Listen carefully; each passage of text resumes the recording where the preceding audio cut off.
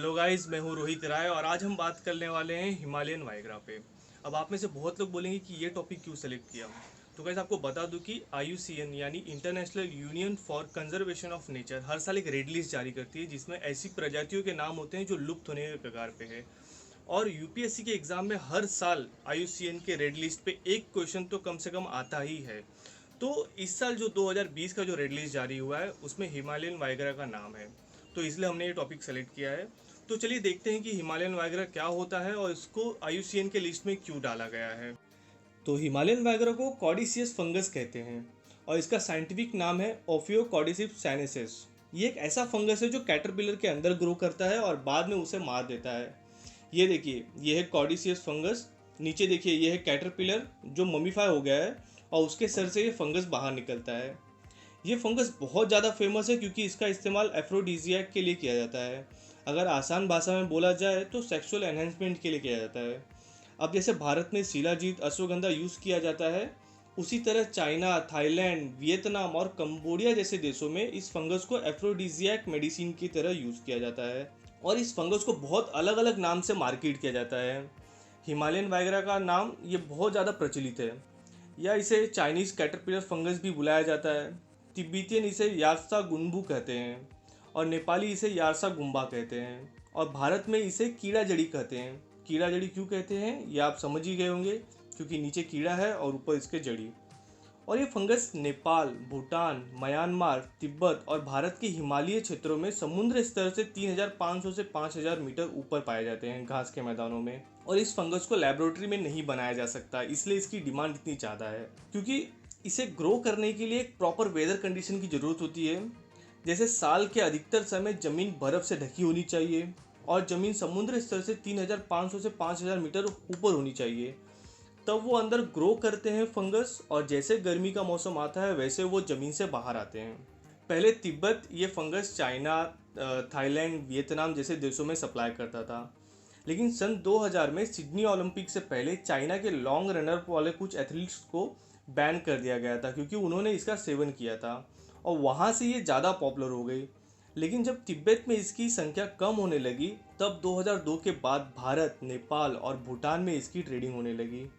और ये फंगस भारत में उत्तराखंड के पित्तौड़गढ़ और चमोली डिस्ट्रिक्ट के आसपास पाए जाते हैं। अब जैसे मैंने आपको पहले ही बताया कि ये बहुत ऊपर वाले इलाकों में पाए जाते हैं, इसलिए यहाँ के गांव वाले समर सीजन में कुछ दिन ट्रैक करके ऊपर पहुँचते हैं और वहाँ पे 10-15 दिन कैंप लगा के ये फंगस कलेक्ट करते हैं और फिर इंटरनेशनल ब्लैक मार्केट में इसका इलीगली ट्रेडिंग किया जाता है। अब इलीगल ट्रेडिंग किस लिए किया जाता है, क्योंकि लीगली अगर ये गवर्नमेंट को भी अगर ये सप्लाई करते हैं गांव वाले, तो गवर्नमेंट इनको उतना पेमेंट नहीं कर सकती उस चीज़ का, क्योंकि गवर्नमेंट कहीं जाके इसको इलीगल या ब्लैक मार्केट में थोड़ा सा ट्रेडिंग करेगी नहीं। तो इसलिए गांव वाले इसे इलीगली ट्रेडिंग करते हैं नेपाल के द्वारा, जिसमें गांव वालों को 1 किलोग्राम फंगस के 10 लाख रुपए तक मिलते हैं और चाइना जैसे देशों में 1 किलोग्राम फंगस की कीमत 20 लाख रुपए तक है। पहले इसकी कीमत इतनी नहीं मिलती थी गांव वालों को, लेकिन जैसे इसकी डिमांड बढ़ती गई वैसे ही इसकी कीमत भी बढ़ती गई।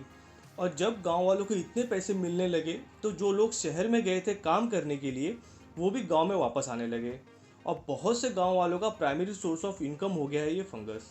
क्योंकि पहले वो मतलब पूरे साल अगर खेती करते थे तो कहीं जाके वो 50-60 हज़ार रुपये कमाते थे।